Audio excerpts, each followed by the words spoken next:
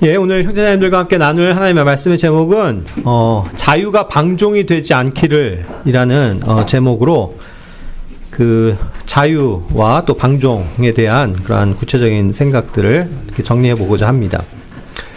요한복음 8장 32절 말씀 잘 아시죠? 다 같이 읽어볼까요?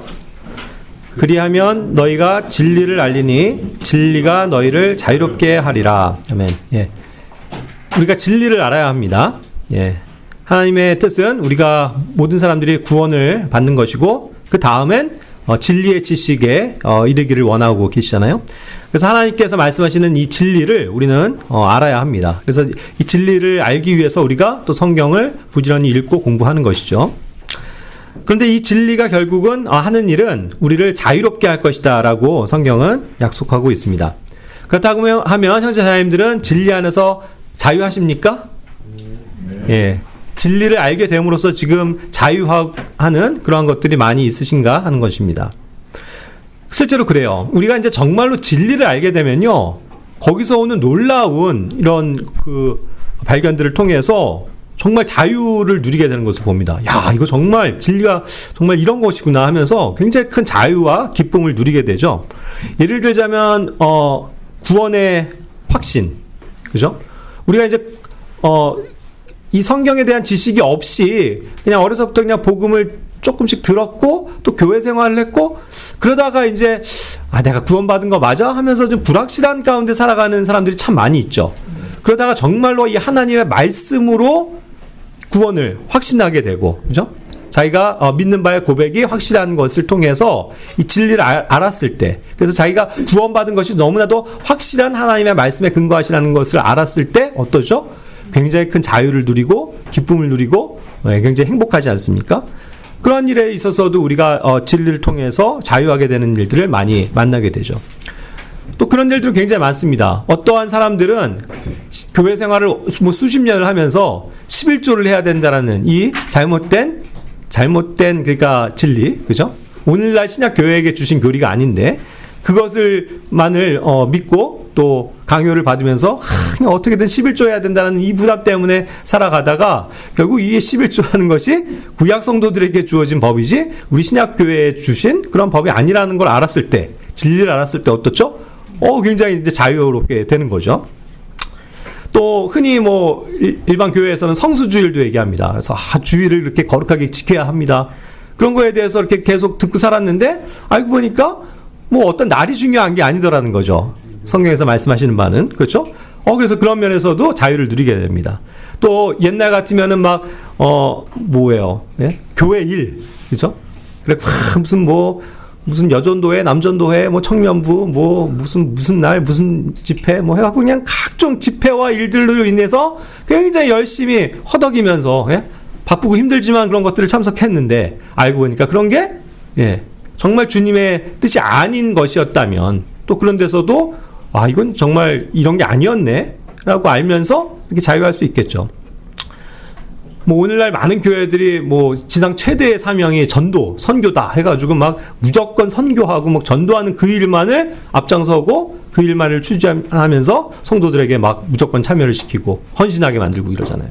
근데 그것도 알고 보니까 성경에 나와 있는 어떠한 그 보편적인 그리고 다양한 여러 가지 일들 가운데 하나일 뿐이지 결국 그것이 절대 우위를 가질 수 없다는 걸 알게 되면 이제 이런 면에서도 자유로워질 수 있는 거죠. 그렇습니다. 그래서 우리는 이와 같이 올바른 진리를 먼저 알고 있어야 돼요. 그래야 거기에서 자유가 온다는 뜻입니다. 그런데 이제 오늘 하고자 하는 말은 뭐냐면 자유만 누리고 여기 나온 것처럼 책임을 다하지 않는다면 그것은 뭐라고요? 그것을 방종이라고 부른다는 거예요. 예. 우리가 자유함에 대해서 감사해야 되고 자유를 누리는 것이 마땅하지만 그렇다고 해서 이 자유를 너무 무감각하게 무책임하게 사용하다 보면 그것이 잘못된 방식으로 흐를 수 있고 또 그것이 방종이 되고 싶다라는 것입니다. 그래서 이제 그런 것들에 대해서 오늘 조금 주의를 하는 그런 시간이 되기를 바랍니다. 자, 우리가 성경을 보면은 그 사도 바울을 통해서 이 로마인이 누렸던 자유에 대해서 힌트를 얻을 수 있습니다. 사도행전 22장에 보면은 그 바울이 잡혔을 때 그거를 관할했던 이제 총대장이 있었죠. 굉장히 높은 위치에 있는 군인입니다. 그런데 이 사람이 이제 바울과 대화를 하다 보니까 바울이 로마 시민인 걸 알았던 거예요. 그랬더니 이제 깜짝 놀라면서 뭐라고 얘기해요? 나도 로마 시민이다. 그런데 나는 원래 로마 시민이 아닌데, 그 당시 이제 제도가 있었죠. 막대한 돈을 들여서 그걸 이제 자유를 산 거죠. 로마 시민권을 산 거예요. 그래서 이 권리를 나는 획득했다라고 이제 자랑스럽게 얘기를 하거든요. 그런데 바울은, 그렇습니까? 저는 날 때부터 로마인입니다. 로마 시민을 가졌습니다. 그러니까 나는 날 때부터 뭐예요? 그 당시 모든 세계 패권 국가로서 누릴 수 있는 자유가 보장되는 로마 시민이었다는 거죠. 그 권리를 얘기했어요. 그래서 난 원래부터 자유한 사람이다. 예. 그러니까 이제 이것이 굉장히 큰 하나의 무기였거든요. 로마 시민이라는 것이. 일개 유대인 속국, 그죠? 이제 망해서 없어진 나라. 그런, 이방민, 그 변방에, 로마 시민으로 보자면 변방에 있는 나라의 그러한 일개 시민이 아니라, 그 당시를 다스리고 있는 로마 시민이다. 얼마나 큰 특권입니까? 그렇죠? 그러한 어떠한 큰 국가의 시민으로 살아간다는 건 많은 혜택들을 받을 수 있는 것이었기 때문이죠. 자, 그런데 문제는 뭐냐면 바울은 그러한 자유를 성경에서 보면 매우 제한적으로 사용했던 것을 봅니다. 그것을 자랑스럽고 막 떳떳하게 내세우면서 나 로마 시민인데 하면서 막 가면서 복음 전하고 사람들에게 로마 시민으로서의 우위를 점하면서 이야기하거나 그렇지 않았다는 겁니다. 그런 사실들을 빌립보서 16장에서도 알 수 있어요. 그가 아무 말 하지 않았어요.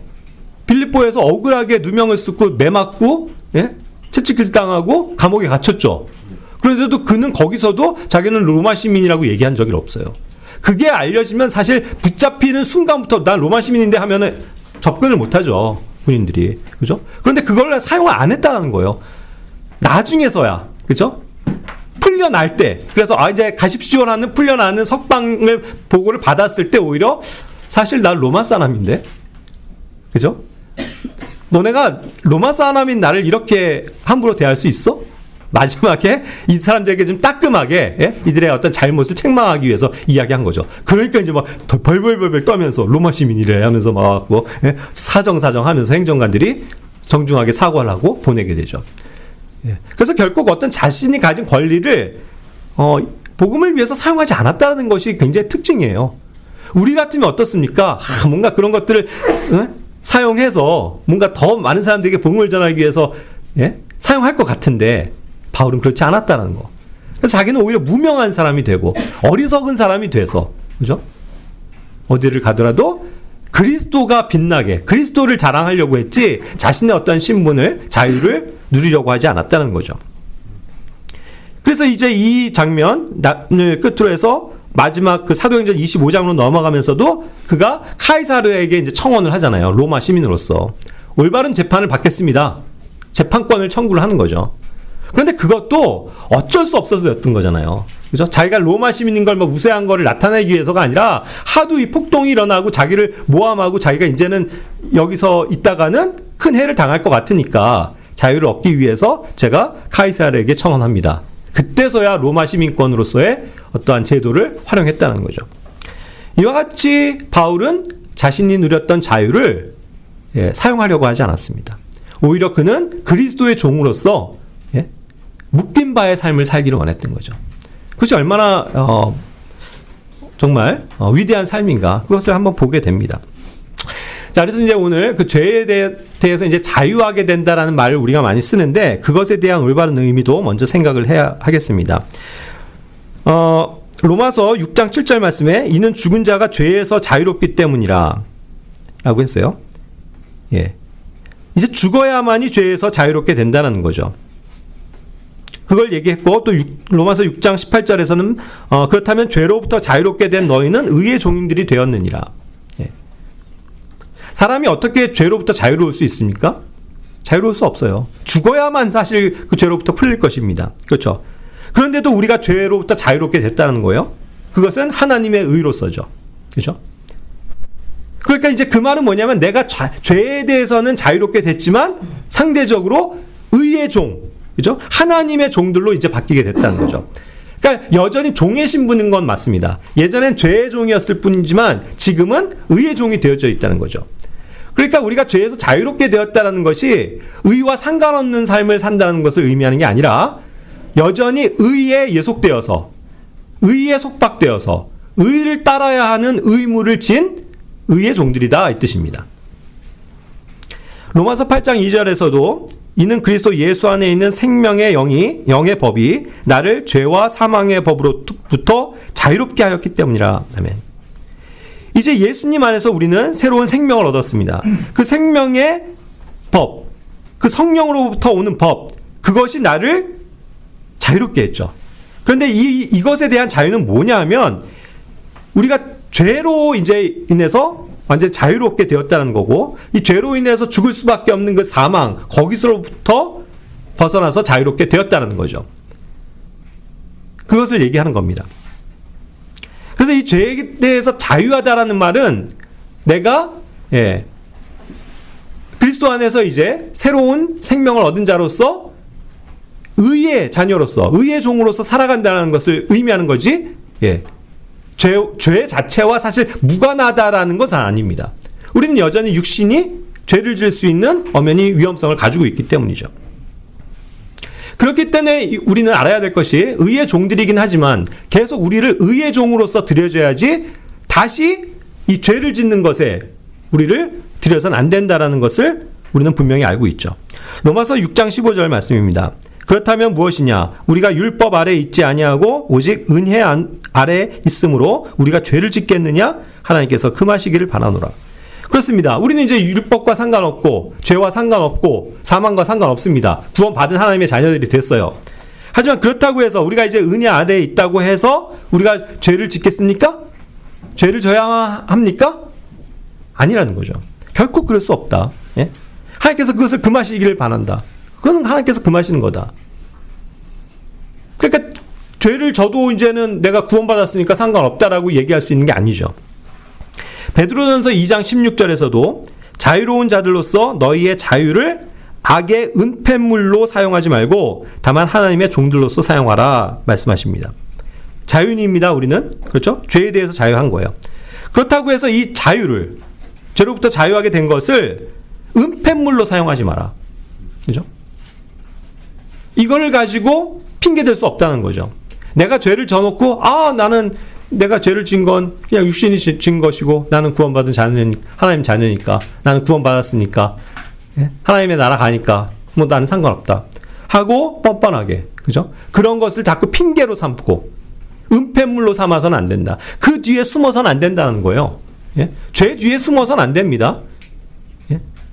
죄는 우리가 물리쳐야 되는 것이고 죄를 이겨야 하는 것이지, 죄 뒤에 숨어가지고 난 이게 육신이 아직 남아있어서 뭐 어쩔 수 없는 거예요. 뭐 그런 핑계를 어떻게 댈 수 있겠습니까?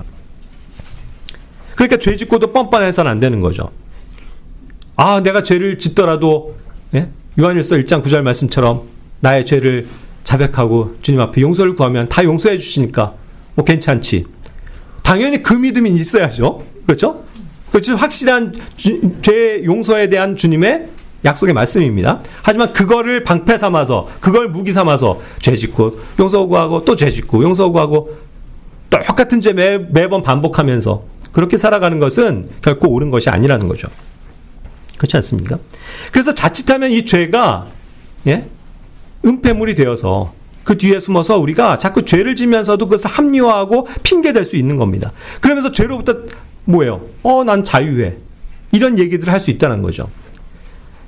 여기 그 이혼과 재혼에 대한 어떤 자유를 잠깐 다룬 구절이 있습니다. 고린도전서 7장 39절에 아내는 그녀의 남편이 살아있는 한 법으로 매여 있느니라. 그러나 만일 그녀의 남편이 죽는다면 그녀는 자신이 바라는 자와 혼인할 자유가 있느니라. 단 주 안에서만 할지니라. 하면서 이제 올바른 성경적인 결혼관에 대해서 이야기하죠. 그러면서 중요한 건 뭐냐면 어떤 사람이 이제 남편이 죽을 수 있지 않습니까? 그러면 그 아내는 남편이 죽었기 때문에 자유롭다라는 거예요. 그러니까 사실 재혼도 하려면 할 수 있다라는 거죠. 그것이 주님 안에서의 자유입니다. 다만 주 안에서만 다시 올바른 결혼을 하는 것을 전제로 해서 재혼도 허락이 되는 거죠. 그런데 문제는 뭐냐면 이러한 성경적인 가르침과는 무관하게 오늘날은 온통 이 세상 사람들은 당연히 그렇게 살지만 예? 하나님을 믿는다고 하는 사람들이 교회 안에서도 오늘날 이혼이 성행해요. 그죠? 밥 먹듯이 이혼합니다. 성격이 안 맞아요. 저 사람이랑 저랑은 신앙관이 안 맞아요. 별별 얘기들을 하면서 이혼을 해요. 그리고 또 어떠한 상황이든 간에 이혼해서 버젓이 아직도 그 옛 남편이 살아있고 여전히 옛 아내가 살아있는데도 또 다른 사람과 재혼합니다. 이런 것이 성경적인 게 아니죠. 그렇죠? 그런데 이러한 성경의 가르침과는 별도로 뭐예요? 자유한 거예요, 사람들은. 현대인들은. 어때요? 제가 그렇게 해서 행복하게 사는 게 주님의 뜻이죠. 그런 식으로 선택하지 않습니까? 그런 것들은 너무 많아요. 오늘날의 교회 안에 스며든 이러한 잘못된 누룩들이. 성선택의 자유. 이런 것까지도 와 있잖아요. 예? 내가 남자인지 여자인지 내가 스스로 결정한다. 이게 자유예요? 방종이죠. 하나님께서 정하신 뜻을 위배하는 거죠. 그러니까 남자가 남자를 사랑하는 게 뭐가 잘못됐습니까? 여자가 여자를 사랑하는 거 왜 인정 안 됩니까? 통성애가 판을 치죠.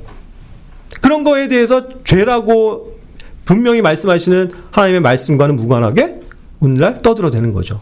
하나님은 모든 사람을 편견 없이 사랑하시는데요. 도대체 성경을 알고 그런 얘기를 하는 겁니까? 그러니까 이와 같이 자유가 방종이 되기 쉽다는 거예요.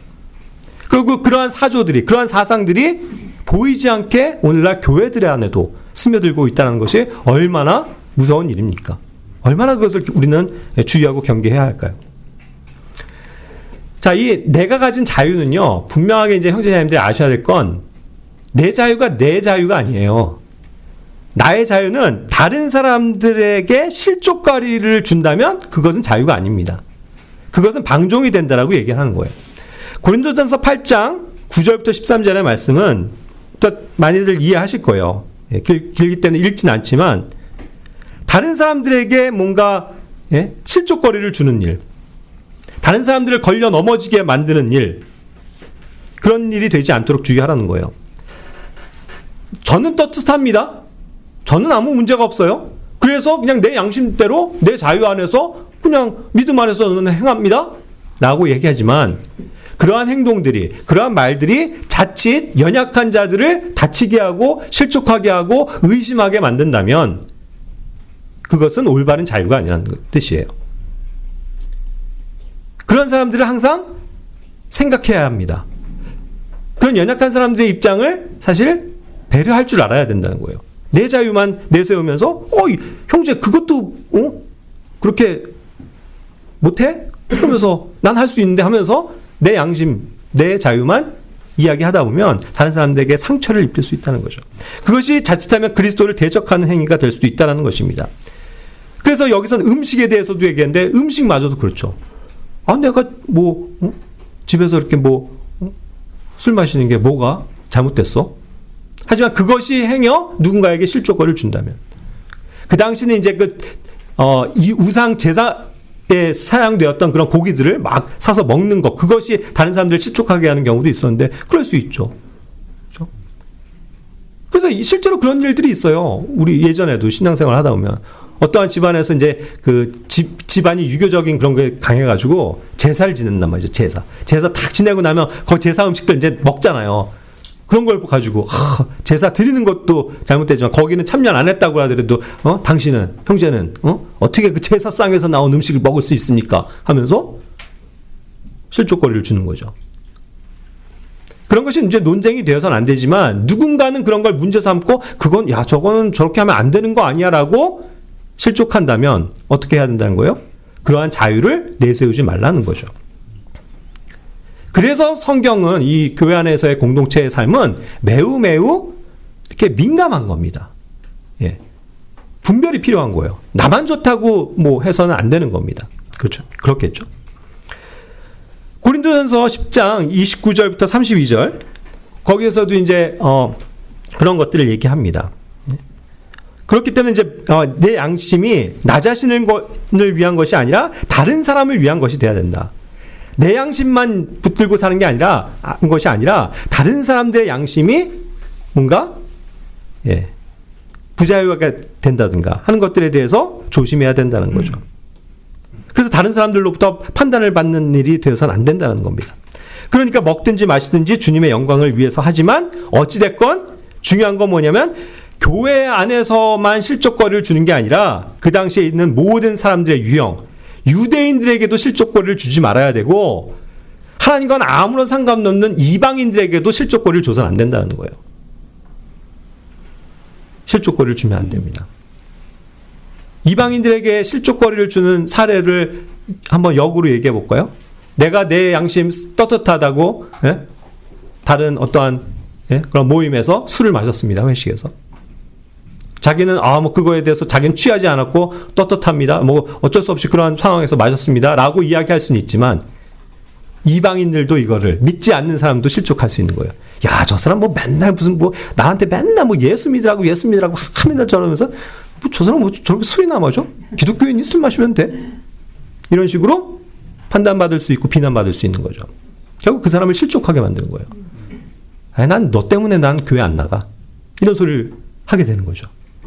그래서 항상 양심에 나의 문제가 없다고 하더라도 이건 내 양심이 아니라 다른 사람들에게 비춰져야 되는 양심을 뜻한다는 것을 꼭 기억해야만 합니다. 그러니 얼마나 우리가 이런 면에 있어서 실수하는 것들이 많을까요? 다른 사람들의 양심에 거리낌이 되거나 다른 사람들을 실족하고 상처를 주는 일들이 얼마나 많았을까요? 그래서 그런 것들을 좀 주의해야 할 필요가 있겠습니다. 그렇기 때문에 결론적으로 말씀드리자면 교회 안에서 나의 자유는 결국 다른 지체들을 세워주고 있는 일이 돼야 된다는 겁니다. 나의 자유가 다른 지체들을 과연 세워주고 있습니까? 고린도전서 12장 13절 말씀에서는 우리가 한 영 안에 있는 한 몸이 되어져 있는 그러한 교회라는 것을 가르쳐 주시는 거죠. 그래서 우리는 한 영 안에서 먹고 마시는 겁니다. 한 영 안에, 한 몸 안에 있는 것입니다. 그러니까 우리가 각자가 하나의 지체로서 다른 사람들을 세워주는 일에 항상 민감해야 된다는 것을 얘기하는 거죠. 그렇지 못할 때 분명히 정말 문제가 옵니다. 그 앞장에 고린도전서 11장 21절 22절에서는 주님의 만찬에 대한 규례에 있어서도 다시금 바울이 바로잡는 거잖아요.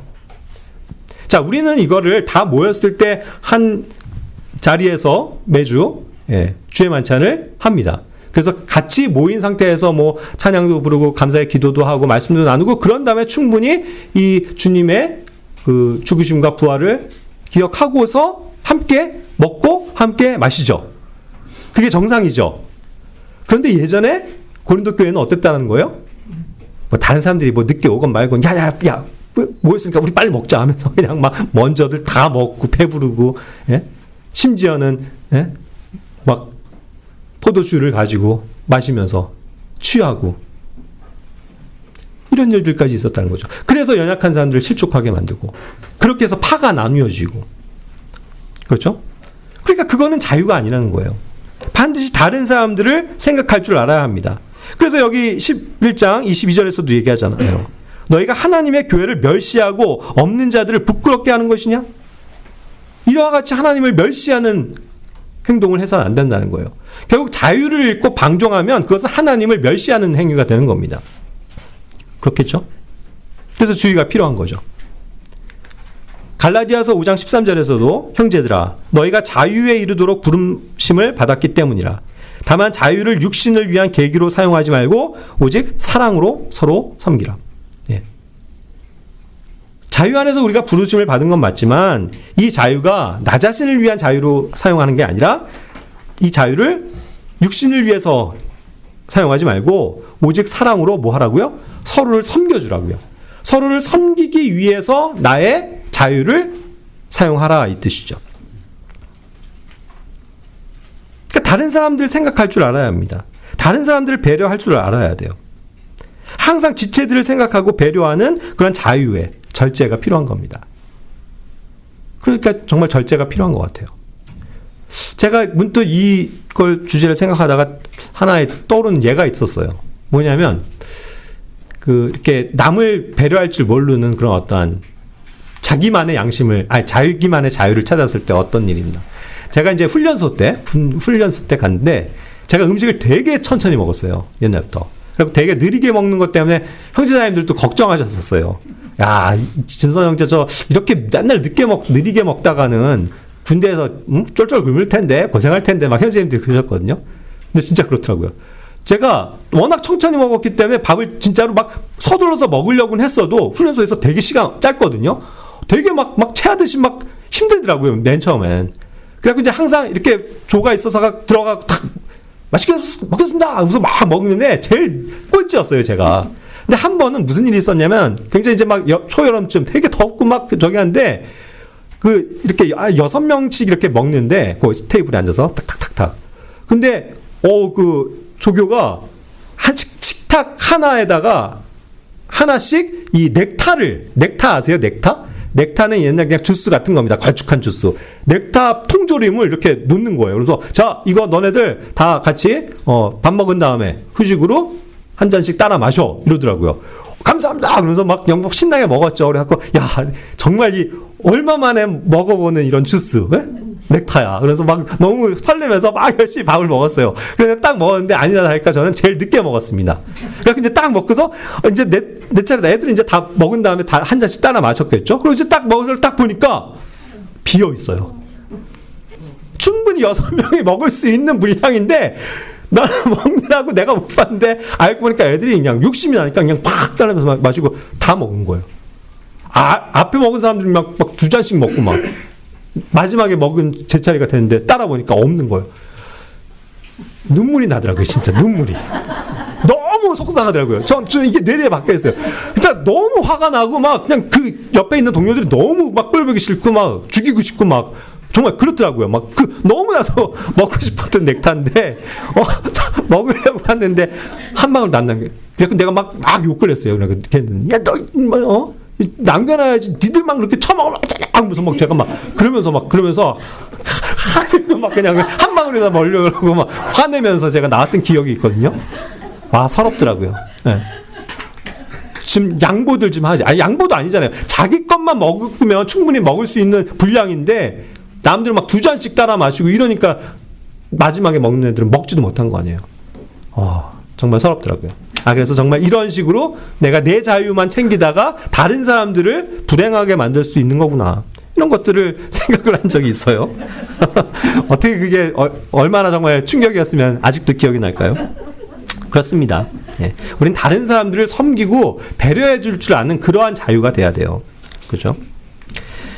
자, 교회 안에서 그래서 이제 무질서가 오기 쉽기 때문에 그러한 것을 막기 위해서 이제 규칙이 필요한 겁니다.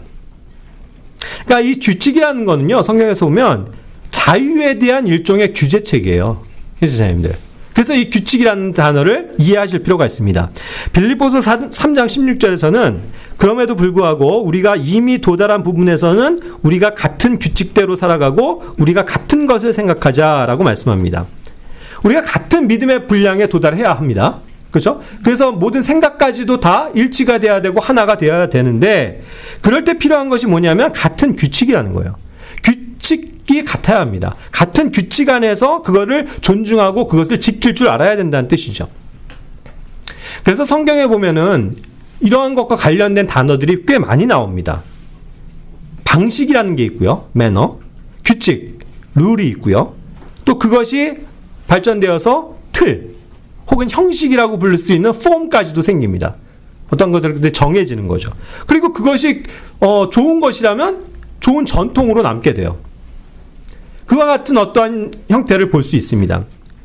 그러니까 내가 가진 방식, 또 형제 자매님들이 각자가 가지고 있는 방식들이 다르죠. 근데 그런 방식들을 이것도 해보고 저것도 해보면서 맞춰간다는 뜻이에요. 그러다 보면 어떻게 돼요? 규칙이 생깁니다. 그렇죠? 그래서 이렇게 하면 되겠구나 하는 어떤 규칙이 생기죠. 근데 그걸 가지고 어떤 형식을 만들고 그래서 우리가 아침에 경배를 드릴 때도 몇 시부터 몇 시까지는 대략적으로 뭘 하고 이런 것들을 정하잖아요. 그런 것들이 어떻게 보면 틀이죠.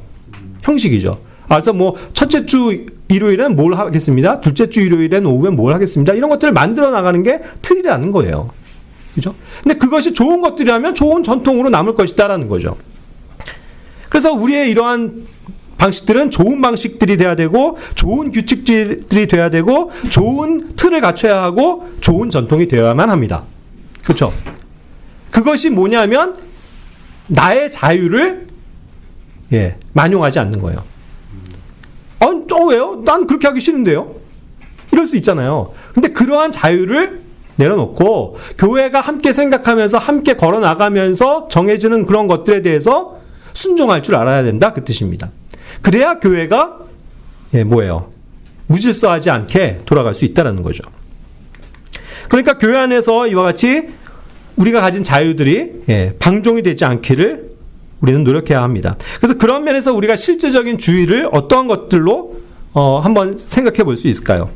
자, 우리가 이제 헌금에 관해서도요, 저번 주에도 이제 배웠지만, 우리 사실 헌금이란 말은 성경에는 없습니다. 하지만 이제 돈을 어쨌든 하나님께 드린다, 교회를 위해서 사용하기 위해서 어떤 드린다는 개념으로 이제 이야기를 하는 건데, 그랬을 때도 이제 고린도후서 9장 6절에서 보면은, 인색하게 뿌리지 않는다 그래서 인색하지 않으면 된다라고 얘기를 해요. 그러니까 다들 자율적으로 하는 것이고, 인색하지 않게만 하면 된다라고 거기까지 생각하는 건 좋아요. 자유롭게 생각하는 건. 근데 문제는 뭐냐면 거기에까지만 국한시키고 그 앞뒤 구절에서 무엇을 하나님께서 요구하시는지에 대해서 생각 안 하면 안 된다는 거죠. 그게 저번 주에도 배웠듯이 뭐예요?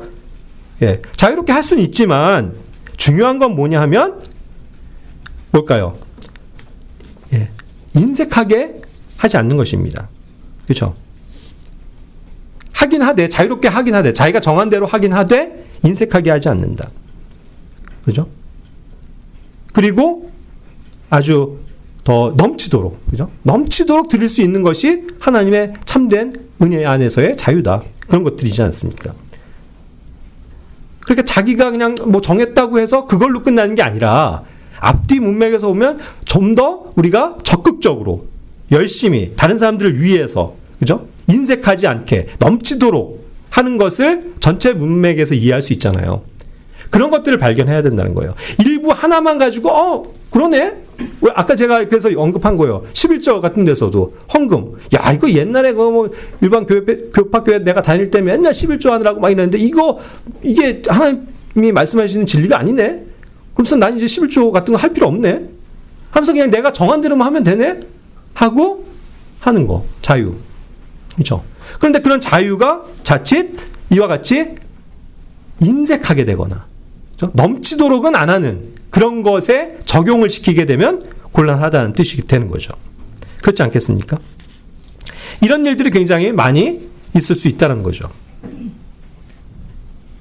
그러니까 마음에 정한 대로 한다라는 게, 잘 들어보세요. 되는 대로 한다가 아니에요. 이해가 되십니까? 마음에 정한 대로 하지만 그 정한 바가 결국 더욱더 넘치도록 인색하지 않고 드리는 것을 지금 문맥에서 설명한다고 그랬죠? 그것을 더 중요하게 아셔야 된다는 뜻입니다. 현신자님들, 제가 이것과 관련돼서 좀 오늘은 좀 구체적으로 해서 좀 얘기를 해볼게요. 뭐든지 하나님의 말씀을 우리는 즉 구체적인 신뢰를 통해서 이해할 필요가 있습니다. 그래야 유익해요. 우리 교회는 이런 자율적으로 자원해서 하는 것이기 때문에 무기명으로 헌금을 합니다. 물론 그렇다고 해서 기명으로 하고 싶으면 하셔도 돼요. 그렇지만 우리가 저기도 헌금통이 있어서 누구나 그냥 자유롭게 돈들을 내실 수 있습니다. 봉투에 넣으셔도 되고 그냥 현금으로 내셔도 되고 자기의 이름을 적어도 되고 그건 자유롭죠. 그렇죠? 그런데 이것이 무기명이니까 모르겠지. 형제자매들은 모르겠지라고 자유를 허용하지 말라는 거예요. 이게 무슨 말입니까? 실제로 무기명으로 그냥 자기가 되는 대로 한다고 생각하면 진짜로 되는 대로 돼요. 정한 바가 없으면. 그래서 그냥 어쩌다가 생각나면 그래 나 헌금해야지 하고 그냥 내는 그런 형태가 되기도 쉽다는 겁니다. 만약에 형제자매들이 일반 교회들이 하는 것처럼, 우린 절대로 그렇게 하지 않습니다만, 예를 들어서 기명으로 헌금을 한다고 보십시오. 각자의 이름이 기명으로 처리가 돼서 현금을 관리하시는 형제님들이 다 누가 얼마를 했네라는 걸 알게 된다면 여러분들이 어떻게 될까요? 자유롭지 못할걸요? 솔직히 그렇지 않습니까? 내가 한 달이 되고 두 달이 되건 세 달이 되건 헌금 한 푼도 하지 않은 거에 대해서 자유로울 수 있을까요? 그래서 자유가 방종이 되면 안 된다는 뜻이에요. 현재자님들, 그래서 구체적입니다만 한번 생각해 보자는 거예요. 우리 이제 헌금을 관리하는 형제님들이 계십니다. 그래서 그 형제님들이 다른 우리 형제님들에게도 그 교회에 이렇게 우리가 매달 집계를 해서 보고를 하잖아요. 그거 이전에 더 구체적인 것들을 공유를 하십니다. 거기에는 여기 형제자님들도 때로는 기명으로 하시는 분들이 있어요. 왜냐하면 이제 계좌로 이체를 하시는 분들이 자기의 이름을 남기시는 경우도 있거든요. 그럼 누가 얼마를 했는지도 사실 나와요. 우리는 그걸 발표하지 않지만 누가 얼마를 대충 하는지 압니다. 그리고 매주라고 해봐야 4주인데 4주에 헌금하면 내더라도 형제님들은 나중에 뭐 그 주에 뭐 30만 원이 헌금이 됐다면 30만 원이라고 해서 발표를 하시지만 그 세부적인 거에는요 더 디테일한 것들이 드러납니다. 무슨 말이냐면 어떤 분들은 현금으로 그냥 뭐 5만 원을 냈다고 쳐봅시다. 근데 어떤 분들은 봉투에 5만 원을 넣었다고 쳐봅시다. 그럼 그걸 관리하는 형제님들은 그냥 10만 원이라고 표기를 하지 않고 5만 원, 5만 원으로 따로 기재를 하신다는 거예요. 누가 했는지 몰라도. 이해가 되십니까? 왜냐하면 그 두 사람이 했다는 것이 나타나는 거니까. 정확한 거죠, 그게. 그게 올바른 거죠. 그러다 보니까 그런 거에 의해서, 표에 의해서 쭉 관리가 됐을 때 전반적인 것을 이렇게 파악을 할 때 몇 달 동안, 그동안에 제가 뭘 발견한 줄 아십니까? 우리 교회가 이제 뭐 한 30여 명이 계시지 않습니까? 그러면 저는 여기 계신 30여 명이 되는 형제자매님들이 다 한 달에 한 번 정도는 뭐 계좌로 이체를 하건 그냥 헌금함에다 넣건 30명이면 30명의 그것들이 웬만해서 드러나야 된다는 거예요. 근데 그게 이제 줄어들긴 하죠. 왜냐하면 우리 같은 부부들은요, 그냥 남편이 하지, 그죠? 대표로 하지, 그거를 남편과 아내로 따라서 나눠서 하지 않기 때문입니다. 그래서 그것이 수는 줄어들지 몰라도 제가 예전에 관심 있게 이렇게 파악해 본 바에 의하면, 야, 이거 헌금하는 사람이 이렇게 없어? 숫자가요, 숫자가. 그럴 때가 많이 있었습니다. 어떤 달은. 뭐 10명 조금 넘는 그 정도밖에는 파악이 안 되는 거예요. 문제가 있는 거 아닙니까? 그건 방종 아니에요? 자유롭다고 하면서 이런 것들을, 예, 그냥 내가 되는 대로 하면 되지라고 생각해서는 안 된다는 거예요. 그렇지 않습니까? 그러니까 무기명으로 한다고 하더라도 하나님과의 정말 관계를 생각하고 내가 인색하게 드리지 않는 것, 후하게 드리는 것에 대해서 생각하시라는 거예요. 누구라고 제가 그래서 얘기를 하는 게 아닙니다. 일단 어떤 때는 무기명으로 10,000원의 헌금이 들어온 때도 있더라고요. 10,000원. 누군지도 모릅니다. 그리고 그 10,000원이 어떤 성도에겐 굉장히 큰 액수일 수 있어요. 그래서 그 과부도 자기 생활비를 전부를 드린 것이 오히려 많이 드린 건 아니었습니까? 10,000원이 그의 생활비에, 일주일 생활비의 전부일 수도 있겠죠. 그렇지 않습니까? 그렇다면 하나님께서 그를 보상하실 거예요. 그렇지 않습니까? 하지만 제가 알기로는 만약에, 그 가정입니다. 내가 한 달에 교회를 위해서 헌금을 하는데 10,000원을 했다 라는 것으로 비춰봤을 때 자유로운 사람이 있습니까? 자유로울 수 있는 사람이 있어요?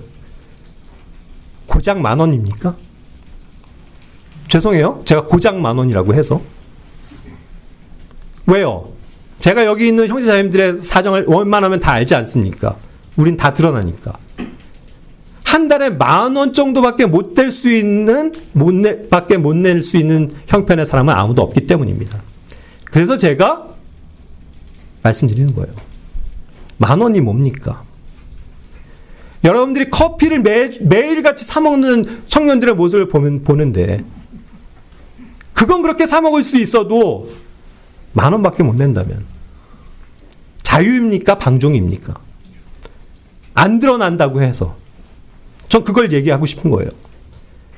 교회는 그래서 자유가 방종이 되는 것을 결코 허용해서는 안 된다는 뜻입니다. 제가 예전에 한 번은 여러 차례 기회가 있었지만 우리 교회는 예를 들어서 좋은 일에 쓰는 축의금도 있고요. 어떠한 일들을 장례식이라든가 이런 거를 해서 부주, 조의금을 내지 않습니까? 어떤 때는 각자가 이렇게 알아서 하기도 하지만 어떤 때는요, 그동안 교회가 모아서 합시다라고 해서 무기명으로 얼마든 간에 이렇게 좀 헌금들을 하셔서 그걸 취합해서 가져가겠습니다 했을 때도 있어요. 근데 그때 역시도 명수로 따졌을 땐 안 낸 사람들이 너무 많더라고요. 그래서 제가 충격을 받았습니다.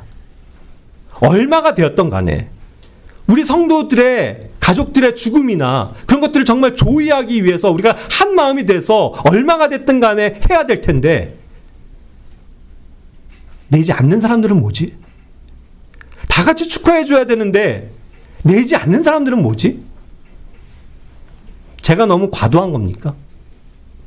액수를 얘기하는 게 아니잖아요.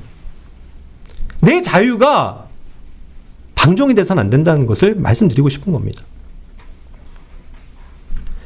얼마 전에 한 우리 교회 안에 참 이렇게 어린 형제가 저에게 얘기를 하더라고요. 형제님, 우리 교회가 지금 이제 앞으로 뭐 2월 이후로 이 모임 이렇게 사용하는 장소 사용료 이것 때문에 부담이 되고 한다는 걸 알았는데 우리 교회가 정말 뭐 30명이 다 되는데 뭐 몇만 원씩이라도 다 같이 이렇게 헌금해갖고 하면 다 충당되는 거 아닙니까? 그러면서 저는 이제 올해부터 제가 그래서 뭐 액수는 얘기하지 않겠습니다만 얼마의 헌금을 하겠습니다 얘기하더라고요. 참 감사했어요. 그것이 교회를 생각하는 마음이죠. 나도 동참해야 된다는 걸 아는 거죠. 그렇죠? 그런데 제가 말씀드리고 싶은 건 좋지. 그래서 그렇게 하면 좋지. 하지만 우리는 그것을 어떤 못 박아두거나 발표해서 우리 그렇게 합시다라고 안 할 거라는 거죠. 그거는 자유롭게 해야 된다는 거예요. 근데 문제는 뭐냐면 그렇게 자유롭게 했을 때 정말로 그 믿음을 끝까지 발휘해서 하느냐가 문제인 거죠. 교회가 그렇게 안 하네? 그러니까 또 자유롭게 하는 거면 난 그냥 안 해도 되겠네? 라는 생각들을 하지 마시라는 거죠. 이해를 하셔야 됩니다. 우리가 저번에도 그런 이렇게 다른 사람들에게 나눠주는 것에 대해서도 그것이 이제 주님께 드리는 것이라는 큰 보편적인 진리를 알았습니다. 우리 항상 그걸 얘기하죠. 그래서 우리는 때로는 어떤 물질을 다른 사람들에게도 줍니다. 선물도 해요. 그죠? 그것이 크건 작건 당연히 그럴 수 있죠. 그런데 제가 한 가지 또 말씀드리고 싶은 거는 그것도 내 자유가 다른 사람들을 생각하는 것에 있어서 배려하지 못하는 행동이 돼서는 안 된다는 뜻입니다.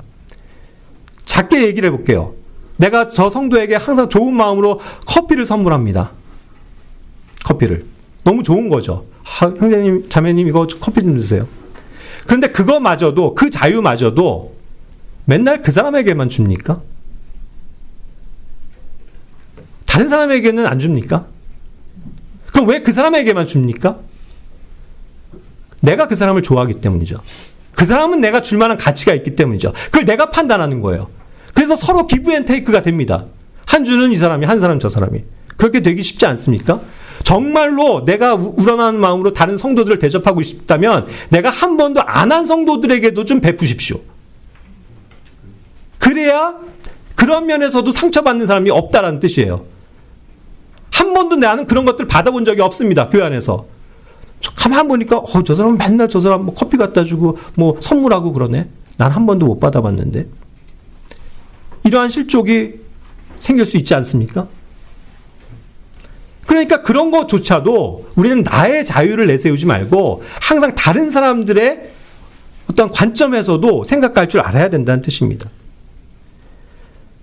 제가 저기 파란색 항목으로도 놨지만 아까 그래서 이제 모임이라는 것도 그래서 성수주의 이런 개념도 없네. 그냥 우린 일단 날이 중요한 게 아니니까 언제든 모이면 되는 거네. 이렇게 생각할 수는 있지만 그렇다고 해서 형제 자매님들 이 주일 모임이 안 중요한 겁니까?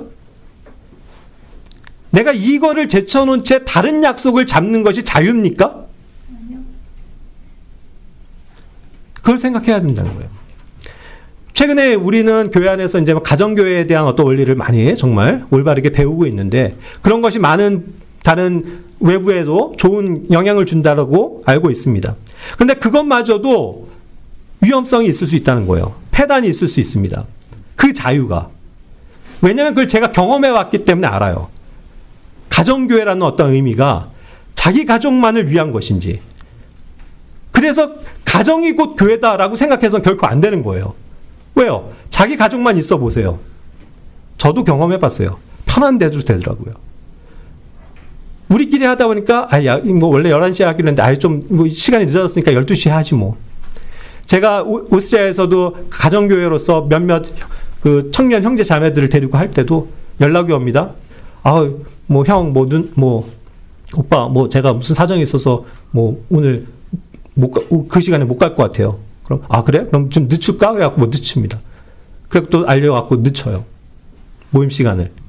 한 명이라도 더 왔을 때 하는 게 좋으니까.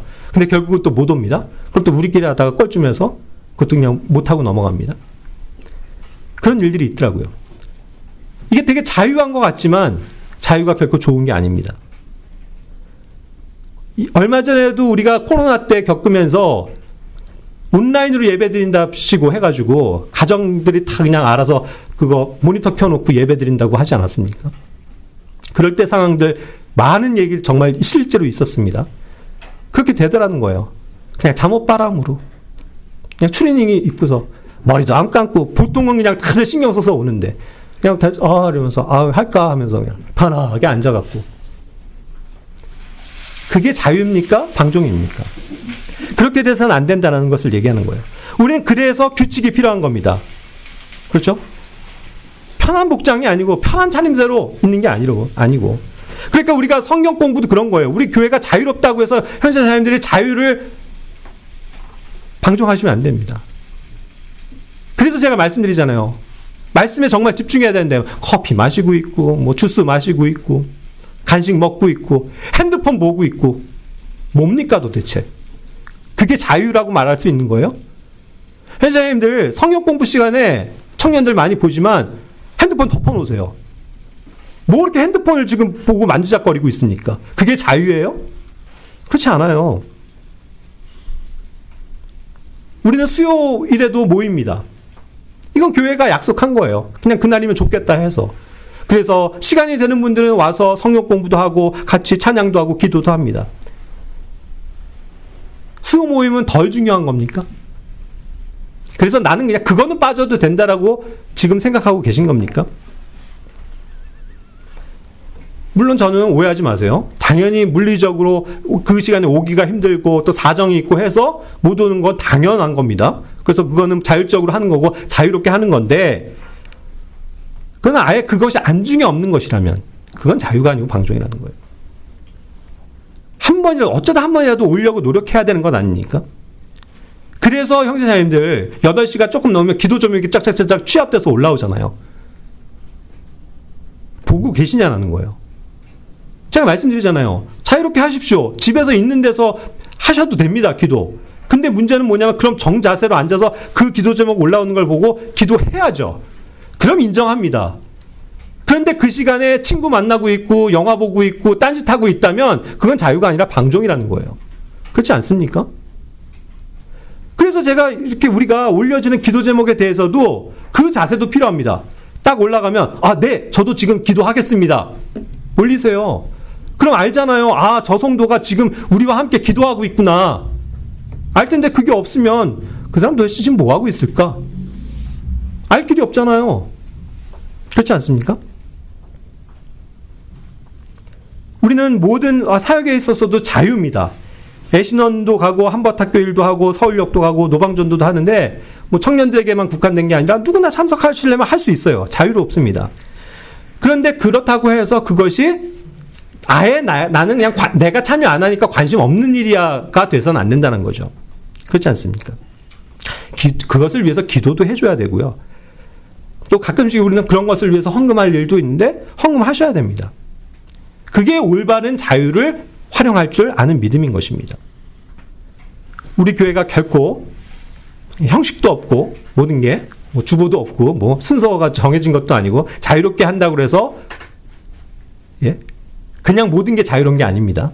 이 보이지 않는 하나님의 엄정한 규칙이 있고 그렇죠? 성령의 인도하심이 있고 그것을 따르고자 하는 자율적인 의지가 있는 교회가 돼야 합니다.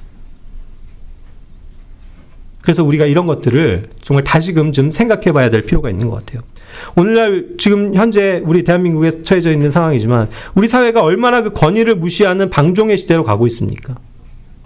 모든 것들이 그냥 자유롭게 내가 하고 싶은 방식대로 이야기하고 자신들의 의견을 피력하지만 자칫 자유가 방종이 되어서는 안 되잖아요. 그것과 마찬가지입니다. 그래서 우리가 처해져 있는 이 국가가 자유만을 외치고 방종하는 그러한 나라가 되지 않기를 위해서 기도해야 되는 거고, 또 우리 자신도 우리의 신앙생활을 돌아보면서 나의 신앙생활이 방종이 되지 않아야 될 것이며, 또 교회 안에서 정말 자칫 다른 사람들의 어떠한 양심에 거리낌이 될 만한 그런 일들이 되는 일들은 없는지, 그런 것들을 정말 다시금 되새겨보는 그런 이 시간이 되었으면 좋겠습니다. 회장님들 부디 이렇게 불편해하지 마시기 바랍니다. 저 역시도 너무나도 이런 점에서 부족하고 다른 사람들 너무나도 헤아리지 못합니다. 그래서 다른 사람들에게 실족거리를 주고 상처를 주는 일도 많습니다. 하지만 어쨌든 이런 말씀을 통해서 저 자신부터 되돌아보고자 하는 거죠. 내가 얼마나 내 양심과 내 자유만 얘기하면서 다른 사람들을 힘들게 하지 않았을까 하는 것들이죠.